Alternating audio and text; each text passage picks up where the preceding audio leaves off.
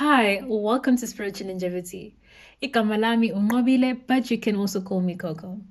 As the name suggests, we are here to harness our spiritual life for our natural life.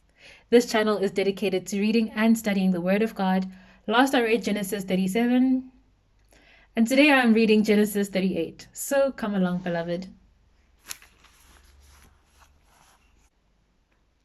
Judah and Tamar. At that time, Judah left his brothers and went down to stay with the man of Adullam named Hira. There Judah met the daughter of a Canaanite man named Shua. He married her and made love to her. She became pregnant and gave birth to a son who was named She conceived again and gave birth to a son and named him Onan. She gave birth still to another son and named him Shelah. It was at Kezib that she gave birth to him. Judah got a wife for his firstborn, and her name was Tamar. But Judah's firstborn, was wicked in the Lord's sight, so the Lord put him to death. Then Judah said to Onan, "Sleep with your brother's wife, and fulfill your duty to her as a brother-in-law to raise up offspring for your brother."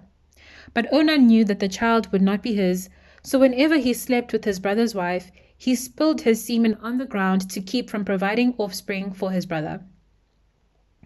What he did was wicked in the Lord's sight. So the Lord put him to death also. Judah then said to his daughter-in-law Tamar, "Live as a widow in your father's household until my son Shelah grows up." For he thought, he may die too, just like his brothers. So Tamar went to live in her father's household. After a long time, Judah's wife, the daughter of Shua, died. When Judah had recovered from his grief, he went up to Thimnah, to the men who were shearing his sheep, and his friend Hira the Adullamite went with him.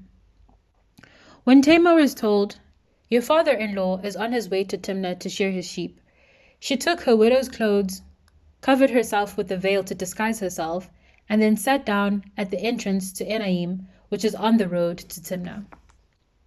For she saw that though Shelah had now grown up, she had not been given to him as his wife. When Judah saw her, he thought she was a prostitute, for she had covered her face. Not realizing that she was his daughter-in-law, he went over to her by the roadside and said, "Come now, let me sleep with you." "And what will you give me to sleep with you?" she asked. "I'll send you a young goat from my flock," he said. "Will you give me something as a pledge until you send it?" she asked. He said, "What pledge should I give you?" "Your seal and its cord and the staff in your hand," she answered. So he gave them to her and slept with her, and she became pregnant by him. After she left, she took off her veil and put on her widow's clothes again. Meanwhile, Judah sent the young goat by his friend the Adullamite in order to get his pledge back from the women, but he did not find her. He asked the men who lived there, "Where is the shrine prostitute who was beside the road at Enaim?" "There hasn't been any shrine prostitute here," they said. So he went back to Judah and said, "I didn't find her." Besides, the men who lived there said, "There hasn't been any shrine prostitute here." Then Judah said, "Let her keep what she has, or we will become a laughingstock. After all, I did send her this young goat, but you didn't find her." About 3 months later, Judah was told, "Your daughter-in-law Tamar is guilty of prostitution, and as a result, she is now pregnant." Judah said, "Bring her out and have her burned to death." As she was being brought out, she sent a message to her father-in-law. "I am pregnant by the man who owns these," she said. And she added, "See if you recognize whose seal and cord and staff these are."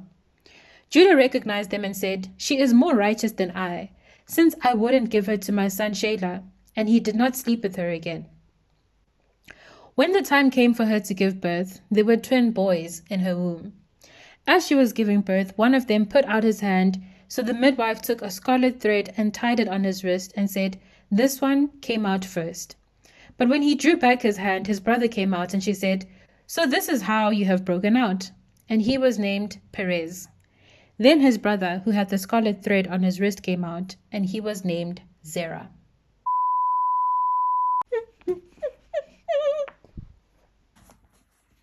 Yes, God. Yes, Lord.